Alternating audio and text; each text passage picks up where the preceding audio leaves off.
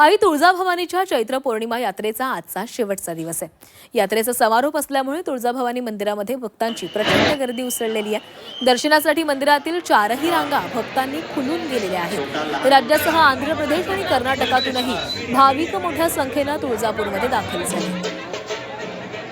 याचा आढावा घेतलाय आमचे प्रतिनिधी ज्ञानेश्वर पतंगी यांनी। महाराष्ट्राची कुलस्वामिनी शेवटचा दिवस आहे आणि मी मंदिरामध्ये उभा आहे। आपण पाहू शकतो आज शेवटचा दिवस असल्यामुळं दर्शनासाठी भक्तांनी मोठी गर्दी केलेली या ठिकाणी पाहायला मिळते आणि आज रविवार असल्यामुळं ही गर्दी अधिकची आपल्याला पाहायला मिळते। दर्शनाच्या जवळपास 4 रांगा आहेत आणि या चारी रांगा सध्या फुल आहेत। भक्तांना दर्शन घेण्यासाठी किमान 3.5 ते 4 तास रांगेमध्ये थांबावं लागत आहे।